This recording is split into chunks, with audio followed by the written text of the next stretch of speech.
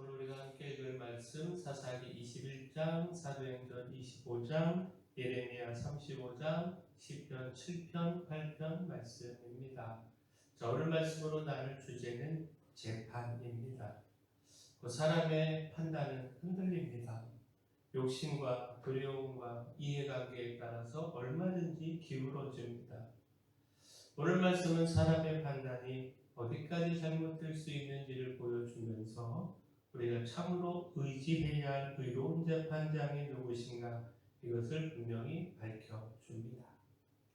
자, 먼저 어리석은 사람의 어리석은 재판의 결과에 대해서 생각을 해보면, 자, 사사기 21장은요 베냐민 지파와의 전쟁이 끝난 뒤에 이스라엘이 자신들이 내린 그 결정의 결과를 수습하는 과정을 기록합니다.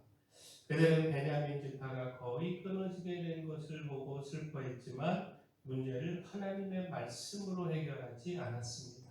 또다시 자기 생각에 옳은 방법을 선택했습니다. 곧 이스라엘은요 총회에 참여하지 않았다라고 하는 이유로 야베스 길르앗 주민들을 죽이고 처녀 400명을 붙잡아 베냐민 사람들의 아내로 주었습니다. 그래도 아내가 부족하자 베냐민 사람들에게 실로의 여인들을 붙잡아 가도록 허락했습니다.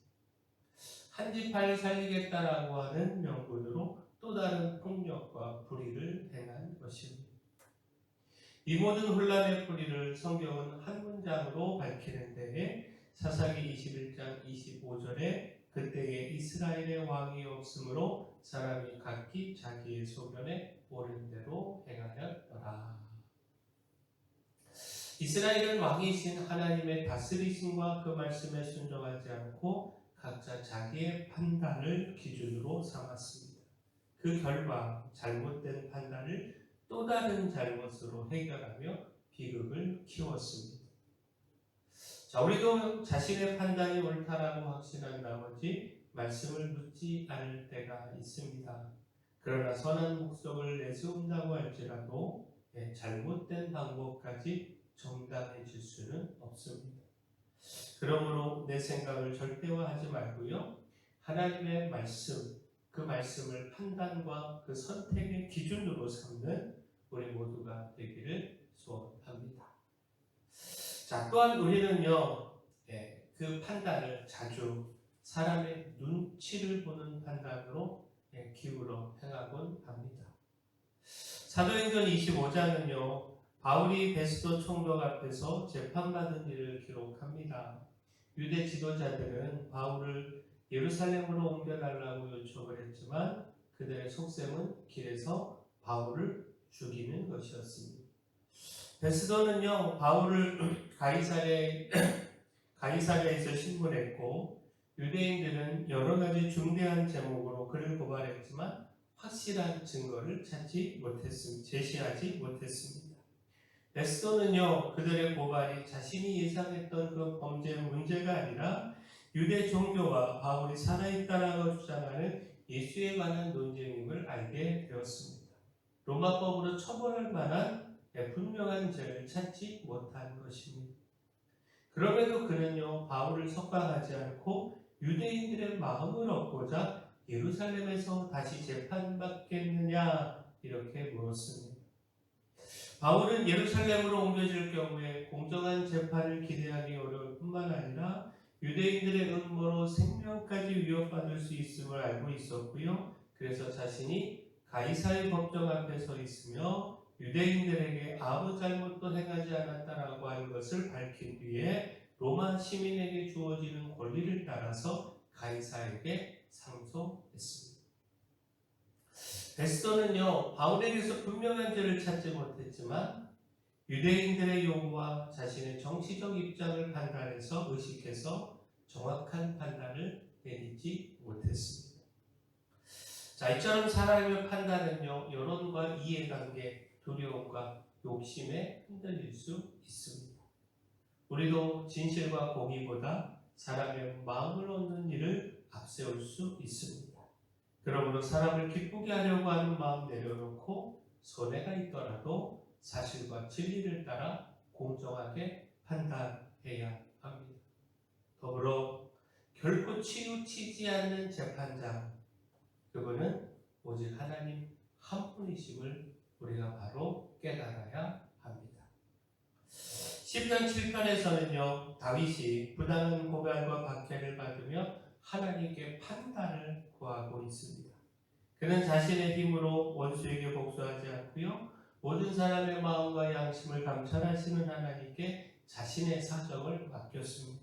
시편 7편 8절에 여호와께서 만민에게 심판을 행하시오니 여호와여 나의 의와 나의 성실함을 따라 나를 심판하소서.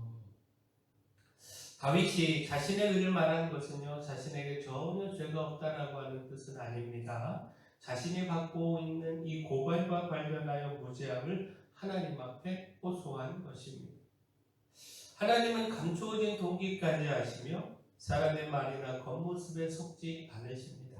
그래서 다윗은 하나님은 의로우신 재판장이시며 이렇게 고백을 합니다. 하나님은 회개하지 않고 악을 계속해가는 사람을 심판하십니다. 동시에 억울한 일을 당하며 하나님께 피하는 사람의 방패가 되어 주십니다. 시편 8편은 하나님께서 사람에게 세상을 돌보는 책임을 맡기셨음을 노래합니다. 사람이 고난을 받았지만 그 고난은 창조주 하나님 아래에서 바르게 사용해야 합니다. 자, 우리도 억울한 일을 당할 때 사람의 방법으로 보복하려고 할 수 있습니다. 그러나 모든 사실과 마음을 아시는 분은 하나님이십니다. 사람의 평가에 지나치게 흔들리지 말고 의로우신 재판장이신 하나님께 우리의 사정을 맡겨야 합니다. 동시에 우리 자신도요, 하나님의 판단을 받는 사람임을 기억하면서 죄를 회개하고 의와 성실함으로 살아가야 합니다. 마지막 의로우신 하나님의 판결은요, 순종과 불순종을 한치의 오차도 없이 갈라놓습니다. 예레미야 35장은 레갑 자손의 순종과 또 유다 백성의 불순종을 대조합니다. 레갑 자손은 조상 요나답이 포도주를 마시지 말고 집과 밭과 포도원을 소유하지 말고 장막에 거하라 이 명한 것을요, 여러 세대에 걸쳐서 지켜왔습니다. 예레미야가 그들에게 포도주를 보냈을 때도 조상의 명령을 이유로 거절했습니다. 하나님은 레갑 자손의 이 순종을 통하여 유다 백성의 불순종을 드러내셨는데, 곧 레갑 자손은요, 조상의 말을 지켰지만 유다 백성은 하나님께서 선지자들을 통해서 거듭 말씀하셨음에도 듣지 않았습니다. 죄에서 돌이키라 불러도 응답하지 않았습니다. 그러므로 하나님께서 이렇게 판결을 하시는데, 자, 예레미야 35장 17절에 보라 내가 유다와 예루살렘의 모든 주민에게 내가 그들에게 대하여 선포한 모든 재앙을 내리니 이는 내가 그들에게 말하여도 듣지 아니하며 불러도 대답하지 아니함이니라.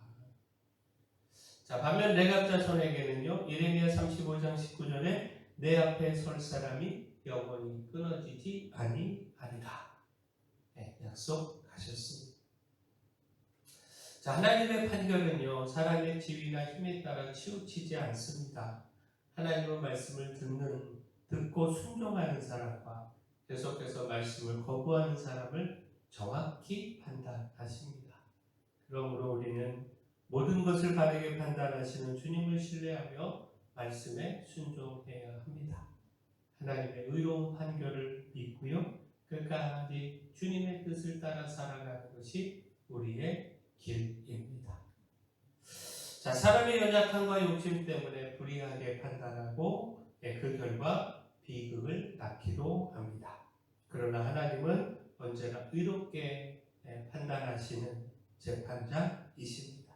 그러므로 사람의 판단과 세상의 형편에 흔들리지 말고요, 의로우신 하나님께 우리의 삶을 맡기며 그분께 소망을 두는 우리 모두가 되기를 소원합니다. 사랑의 주 하나님, 세상의 불의한 방법을 따르지 않고 의로운 재판장이신 하나님께 모든 삶과 문제를 맡기기를 소망합니다. 하나님의 의로운 판결을 믿고 어떤 상황에서도 말씀에 순종하며 신실하게 주님을 따르게 하여 주시고 내 생각을 옳다고 고집하지 않으며 오직 하나님의 말씀을 판단과 선택의 기준으로 삼게 하여 주시옵소서.